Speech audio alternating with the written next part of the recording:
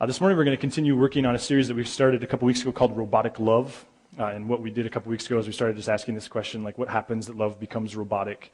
Like why does love become robotic? And by robotic we mean predictable, sterile, boring, plain, bland, dead. We mean a love that's driven by duty and obligation and expectation, as in polar opposite of when your marriage started or when a relationship began. And so it's not been a shame-based thing, but just to go like, what happens that love becomes so predictable and sterile and robotic? Robotic's a negative term, though it's a fun logo. And I'm even getting emails from Billings like, wow, I didn't realize that robots were capable of such groping. And to which, there's a mole around here, and I don't even know who it is. I think it's Kyle Ball, but anyway. Sending back reconnaissance information to Billings on our logos or our graphics. Anyway, so 2 weeks ago, what I suggested or what we wondered about was what if our desires becoming expectations makes intimacy impossible? And by intimacy, we don't mean sex, we just mean like relational connectedness. Like what if when our desires, God-given and valid though many of them are, when they move from a desire to an expectation, what we move from is a relationship to a contract. From a covenant to something that's debtor in nature. And so that was the first week. Last week, we then moved forward, assuming that you agreed with me because I have the microphone about that one. Last week, we just wondered, like, okay, so how do we get stuff from the expectation box back to the desire box? Like, if it's true that love becomes robotic when our desires become expectations, then how do we move it from here to there? Which something very odd happened to me before the service. I was kissed on the cheek twice by a friend, which was a little way out of my comfort zone. I then encouraged her to kiss the 60-something man laughing at me, our friend Randy, to do the same for him. And then he said, well, I'm going to give you a French, because she said it's Italian. He said, I'm going to give you a French kiss, at which point I ran away.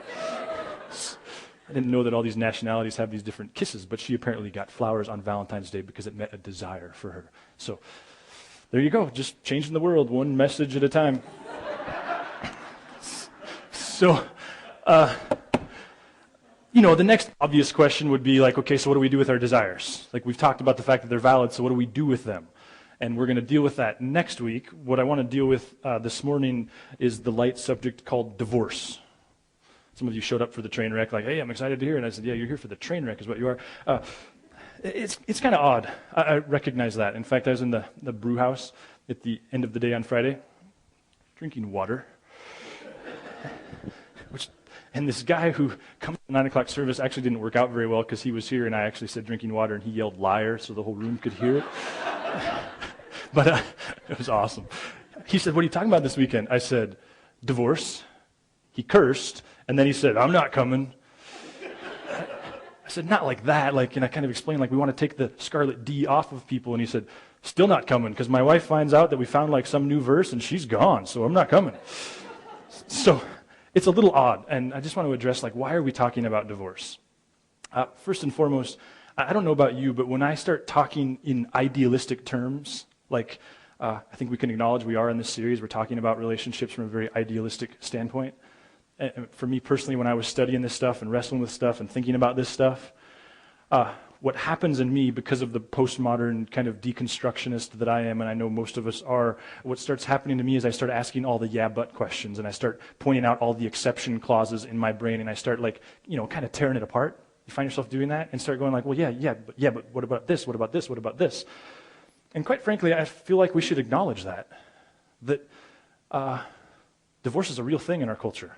Probably none of us could say that they're more than one relationship removed from it themselves, whether it was you or parents or friends or whatever. And I think one of my bents is that our theology would be practical and not elevated to such an extent that we talk theology, but it doesn't actually apply to life. And so it seems to me that a group of people trying to follow Jesus in 2011 had better have some really good things to contribute to the conversation on divorce, because it's very real in the world in which we sit.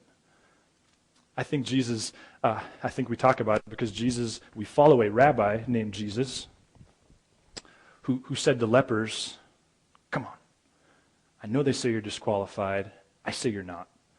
He said to women and prostitutes, come on, I know they say this is a male movement, it's not.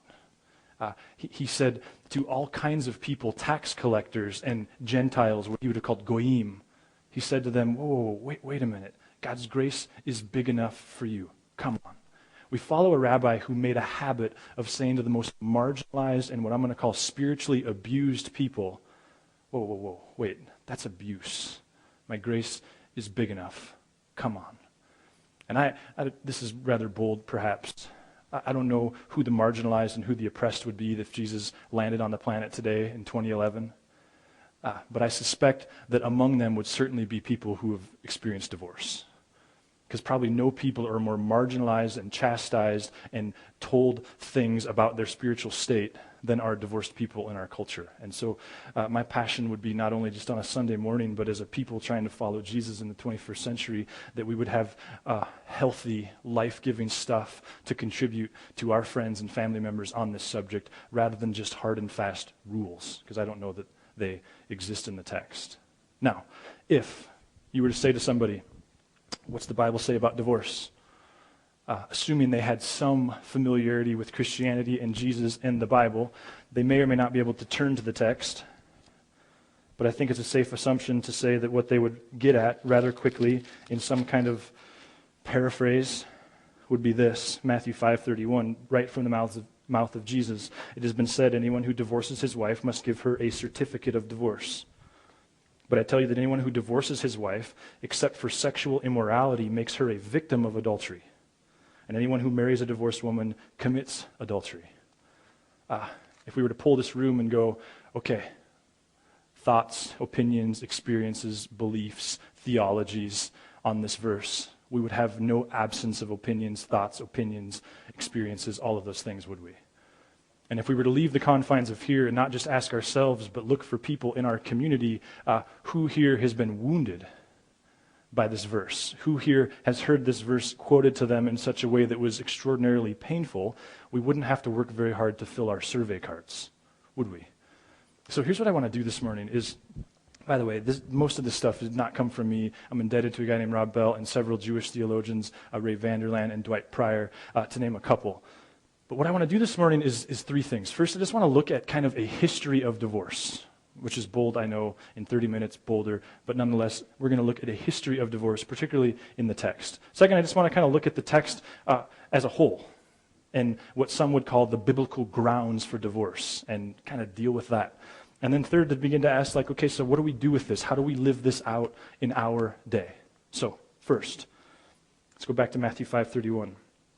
It's been said, anyone who divorces his wife must give her a certificate of divorce. That word for divorce there is the Greek word apolulo. Probably just butchered it. Good news is none of you are Greek scholars either, and so I look at my pronunciation guide and I write down a little note and I don't know, apolulo.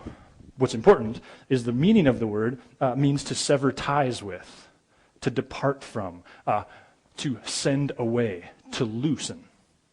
The word then, divorce, that Jesus uses does not refer to a circumstance where two parties agree to go in different directions. That is not at all what's in the Greek word. What's in the Greek word, what Jesus is dealing with here, is when one person, here in this circumstance, a husband, says to a wife, adios, see you later, hasta la vista. Like, I did that last service too. I don't know where all those stupid phrases for that come from, but that's what we're dealing with, is when a husband says, be gone. Get out of here. Now, the foundation that I'm going to build this whole morning on is this. So if you're going to fall asleep or check out or whatever, hear me right here for just like 2 minutes. When Jesus enters into the conversation, when he uses the word divorce, he is stepping into a huge conversation in the first century that was already happening. He wasn't starting a conversation. He wasn't ending a conversation. It was an enormous conversation in his day already underway. Kind of like if 2,000 years from now someone quoted you on healthcare.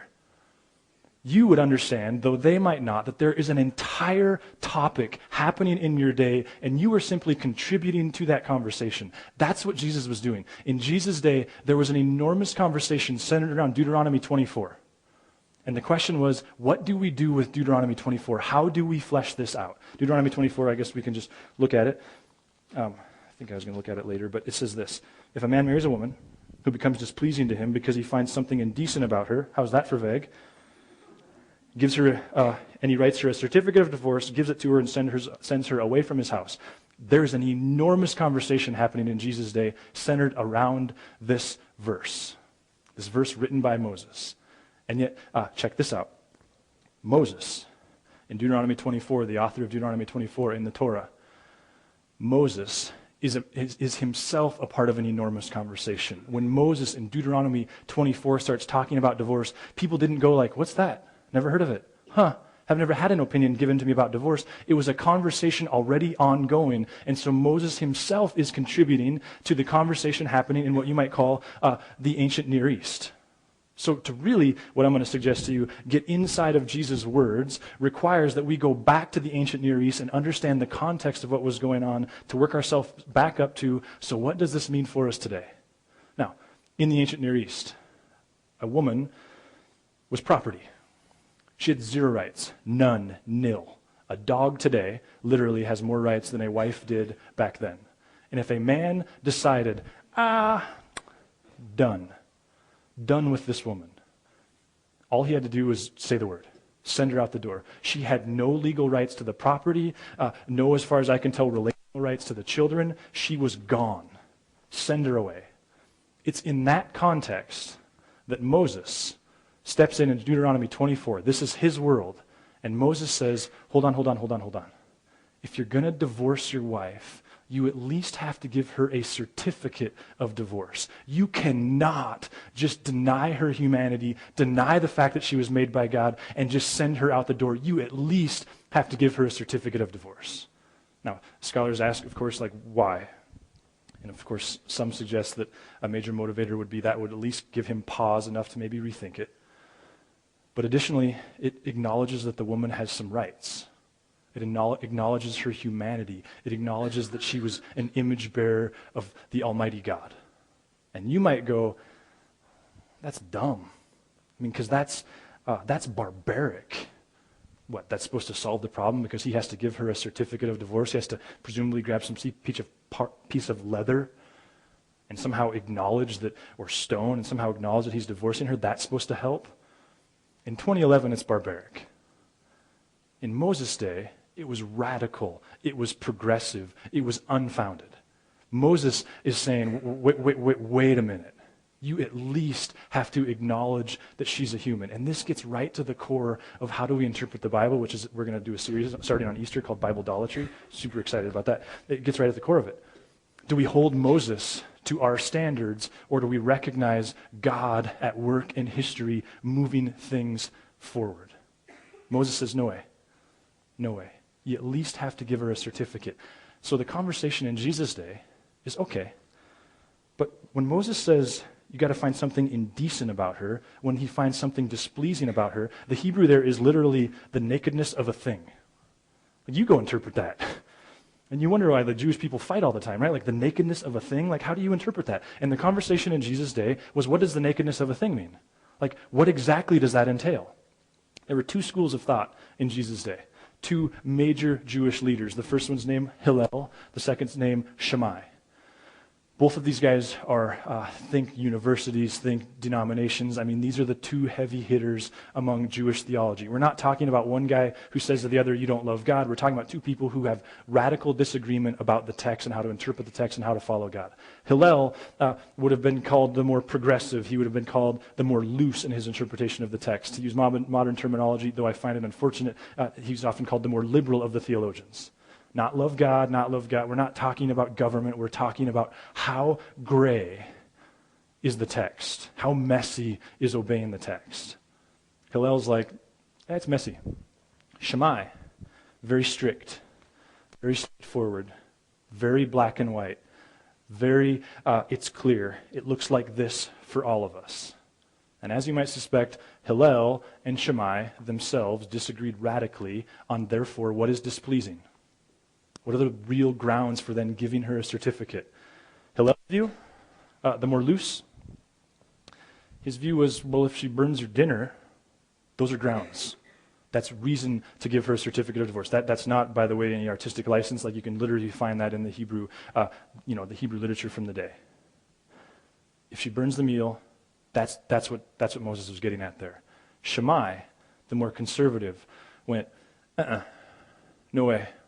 That's completely ridiculous. In fact, it's got to elevate itself to something as serious and betraying as adultery. Now, here's my point. Matthew 5:31, a verse often quoted to people who are dealing with and wrestling with and considering and trying to understand divorce. If you've had this verse quoted at you, and you didn't get the context, and you didn't get the history, and you didn't get the culture, it's quite likely that that sword was wielded incorrectly. It's quite likely that it was wounding in a way that Jesus didn't mean for it to be wounding.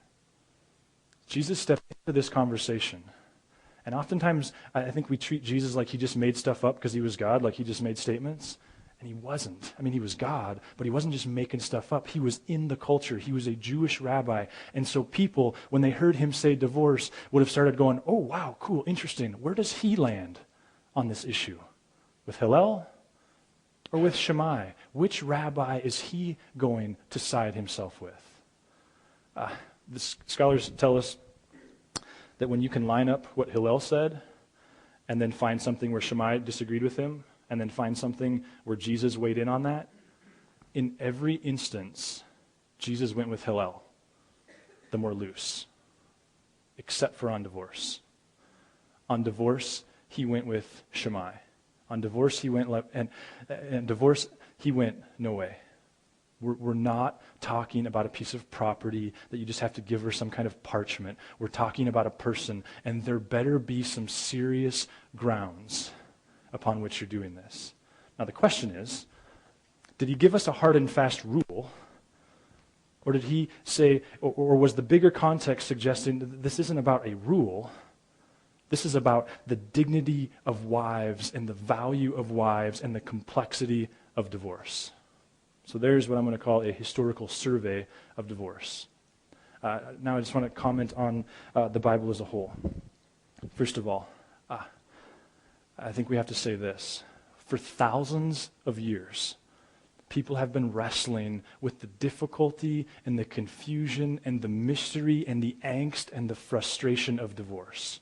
For thousands of years, people have been conversating and disagreeing and fighting and struggling with the pain of divorce. 500 years ago, 1,000 years ago, 1,500 years ago, 2,000 years ago, 3,000 years ago, people have been struggling with divorce. Divorce is not a clean, simple, neat issue. People never treated it like that. It's always been this messy, uncomfortable conversation. And when we treat divorce, I want to suggest, as this neat, clean, black and white thing, we do it a grave injustice. I mean, how many of you have ever seen a neat, clean, simple marriage come to an end? How many of you have ever seen a neat, clean, simple marriage? It's not simple, clean marriages that fall apart. It's complex things that fall apart.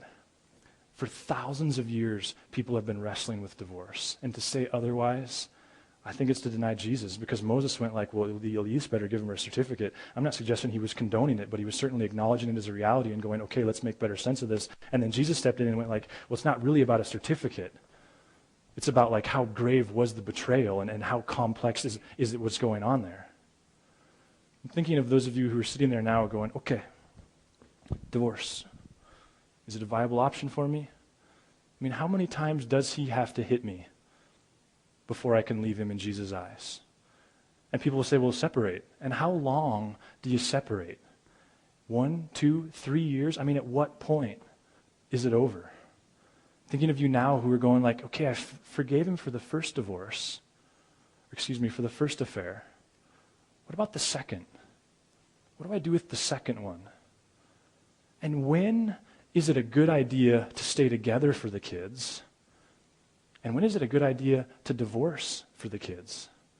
I mean, how many of you know somebody, or maybe are that somebody, who go like, yeah, and when I was a kid, my parents divorced, and it was chaos ever since? And yet, how many of you know somebody who go like, and then my parents divorced, and there was peace? Like for the first time in my life, it wasn't crazy at my house. When do we divorce? How do we know when it's our only option? How do we know when it's our best option? My point is simply this, you guys, that if you're navigating divorce, and as you consider kids and jobs and finances and the future and the Bible and spirituality and Christianity and Jesus, and you just have this overwhelming sense of like, this isn't fair, because there's landmines everywhere. In every turn, every way I might turn, and everywhere I look, I'm just surrounded by landmines. If you have that sense, then you have company with the people in the text. Because in the text, divorce is not this clean, neat, easy, like here's the rule thing. People for thousands of years have been wrestling with it. Check out Paul in 1 Corinthians 7. 1 Corinthians 7, Paul says this, but if the unbeliever leaves, let him do so. A believing man or woman is not called, or is not bound in such circumstances. Now, oftentimes in the church, we'll say, well, when is divorce okay? And we'll go, well, it's Matthew 5:31. It's adultery. And if that's the case, if that's the principle, then Paul disobeyed Jesus.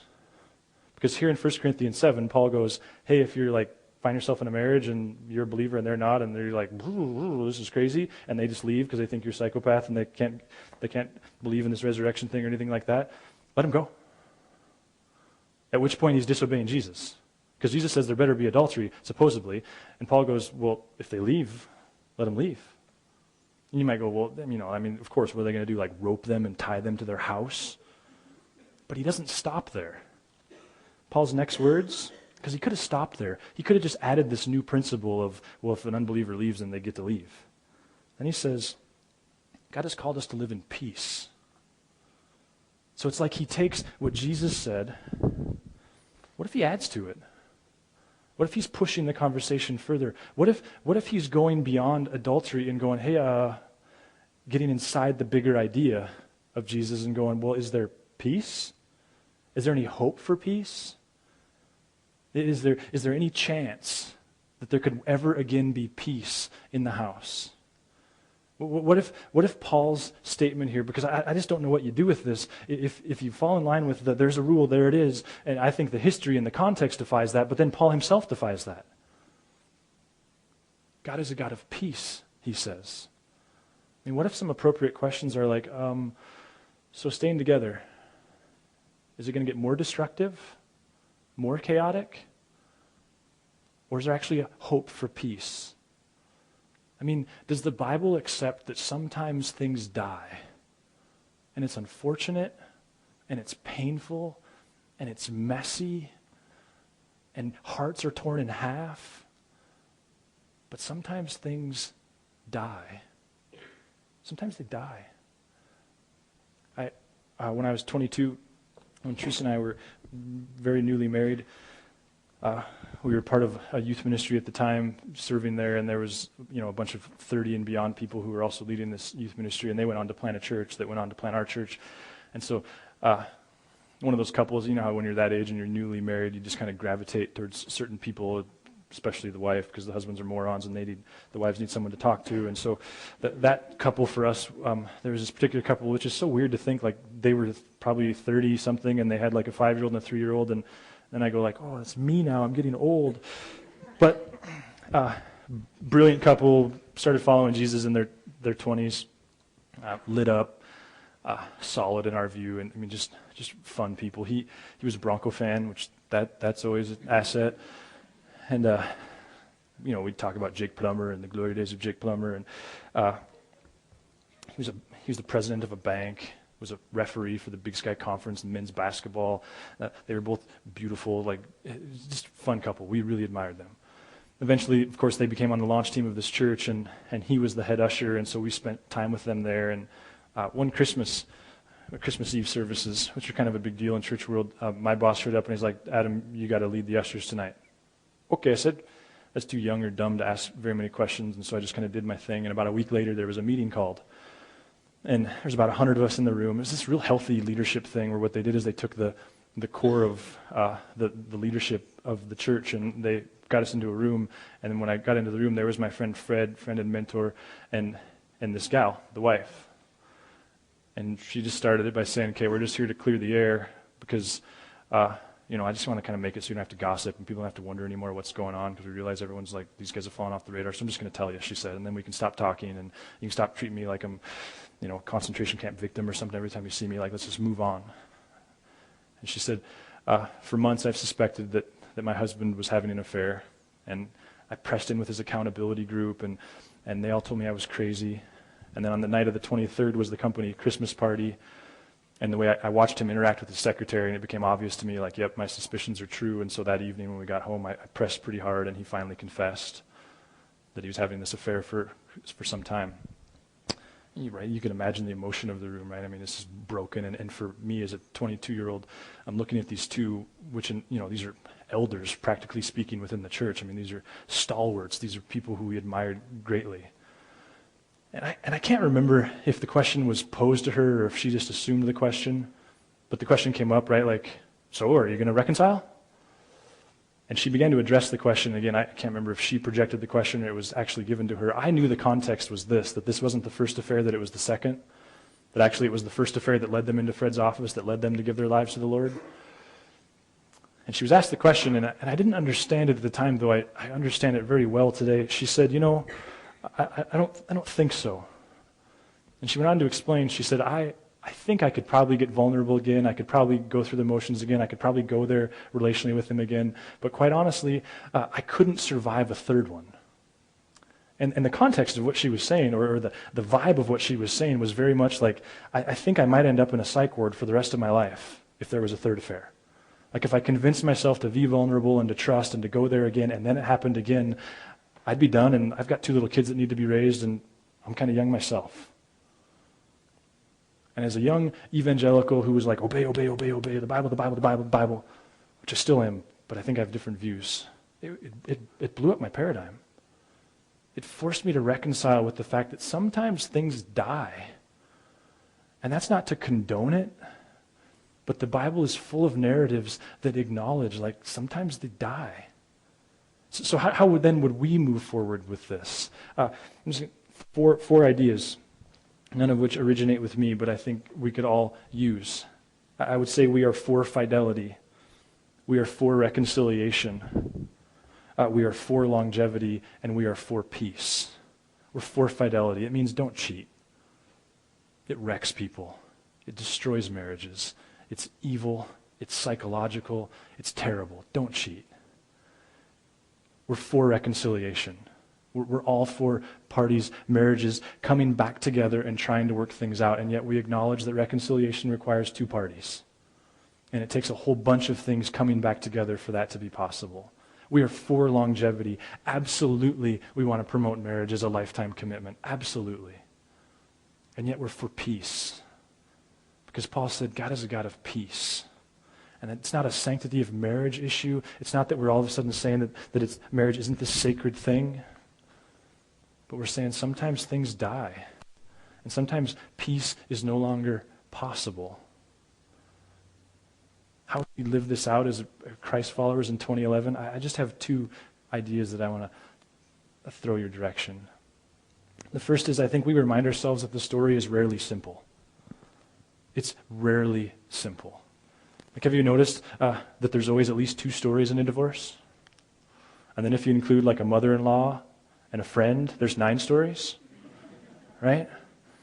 The story is rarely simple. It's rarely simple. Yeah, it might look really bad. She might look really bad. She might look like she's way out of line. But you know what? She might not be going public with his stuff. She might not be going public with where he's at and with what he's like behind closed doors and with his relationship with drugs or alcohol or what their financial picture looks like. She might not be going public with all this other stuff that you don't know about. And what we don't know when we watch friends and family members go through a divorce is we don't have the history, the financial history, the sexual history, the physical history, the family history. We don't have any of that stuff. You know what couples say when they go through divorce? One of the things that shocks them more than anything else? The thing that they least expected? That all their friends would do what? That they would choose. that somehow everybody's supposed to pick a side. And couples consistently go like, that totally caught me off guard. I can look at the divorces that I've watched happen, starting with my parents, and see like, why is that? It's because people don't have all the information, and yet they feel compelled to take a side. Maybe when we watch friends and people we love and family members go through divorce, maybe we need to start by going, wait a minute. Do I have both stories? Do I have both sides? And frankly, do I even have authority here? And authority is granted and it's earned. Have I walked with them long enough to have an informed opinion? Have I walked with them long enough? Have I done enough life with them to interject my thoughts on what they're doing? Do I even have a say? Could it be that divorce is painful enough without the constant critiquing and condemning of friends who don't really know the story, nor do they really understand what Jesus was getting at in Matthew 5:31, and thus their opinions could kind of best be left to themselves? The story is rarely simple. And second, I think Jesus invites you to go there. If you've been divorced, you don't have to have me tell you this stuff, but right, like psychologists and counselors, theologians, they tell us that people who go through divorce, the grief required is more than death. That in many ways it's easier to bury a parent than it is to divorce a spouse. The Bible talks about two fleshes becoming one. Dallas Willard talks about the souls commingling, and tearing that apart is nothing short of painful. I think Jesus invites you to go inside the grief, to pull it apart, to understand the dynamics, to understand what you brought into the relationship and what they brought into the relationship, and how those two things combine to create this explosion, to figure out what do you need to forgive and what do you need to confess, to understand where is the sin bent in you, because it's in all of us, and how did it get expressed in this painful thing that now we know as divorce. I think he invites you to go there, to not ignore it, to not push it under the rug, and especially spiritually, to go there with him. He is not afraid to process your divorce with you. Nor is it nearly as clean and simple and black and white in his mind as some well-intentioned Christian might have told you that it was. He invites you to go there. And if you're a kid, a student, or you just have parents that have been through divorce, I think he invites you to go there, to get inside it, to understand it. You might have to ask your mom a really uncomfortable question or two. She might have to tell you you're not old enough. Get inside of it. Understand it. Pull it apart. Begin to understand the dynamics that your mom brought into the relationship and that your dad brought into the relationship, and how generational sin and generational characteristics kind of combined. Pull it apart. Forgive who you need to forgive. Confess what you need to confess. Acknowledge what needs to be acknowledged. Have the conversations that you need to have, and understand that God is a God who wants you to move forward. You're not branded. God's grace is big enough. I got back to the office on Tuesday, and there was an email sitting there from a gal who I know, and you may or may not know. She's been hanging out with us since early December. Wow, I didn't expect this. And since the What Was Jesus Creed series, essentially she said, I knew that she's been through divorce. I knew that was hard on her. She said, could we talk? Because, like, I understand you said you're going to talk about divorce on Sunday, and that's freaky. So I picked up the phone and tried to buy her lunch, and she wouldn't let me. And so, could we talk on the phone? She said, yeah. And she began to explain a little more detail about her divorce. And then she said that, before the divorce happened, she was connected to a church. And after it happened, her desire was to stay connected. But like the sermons kind of turned a corner. And the pastor would literally every week take these rabbit trails on divorce. And in some instances would like call her out. Like point her out until she would raise her hand and acknowledge like, yep, I'm the one that's guilty of the unforgivable sin, was the sentiment. And that was a grace of God thing for me. Because I knew I wanted to preach on divorce, because it bugged me how simple we've made such a complex subject, how abused people are by really bad interpretations of the text. But it was a grace of God thing because I don't think I understood just how ingrained what I'm calling the scarlet D is on some people. You have friends who will not entertain any conversation about Jesus because some misinformed Christian told them that it's a slam dunk. This divorce thing, it's black and white. And in order to protect themselves emotionally, they've distanced themselves from Jesus.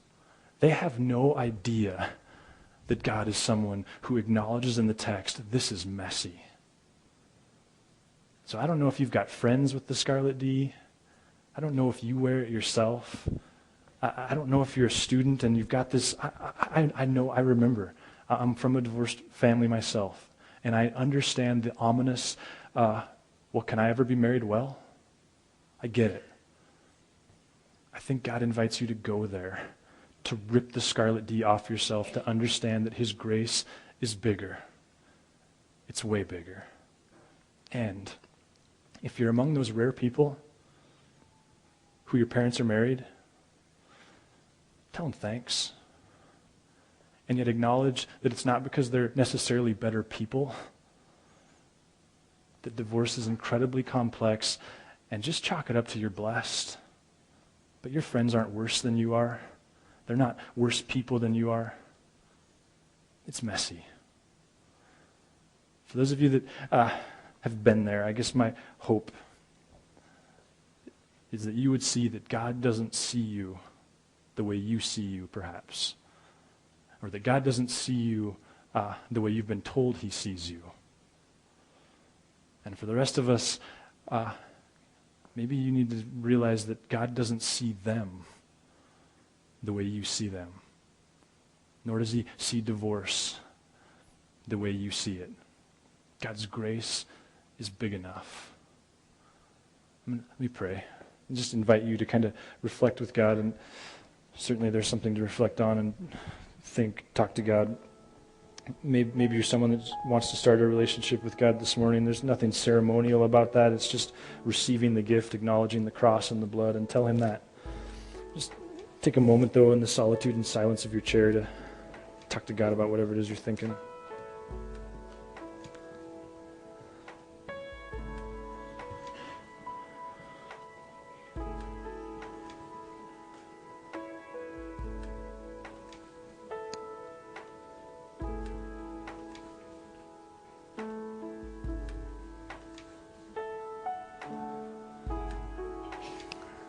God, I don't know that there's a more controversial and a topic that conjures up more opinion than this one. Personally, I'm thankful to you for the guys who have taken the time to study context and study history and study culture,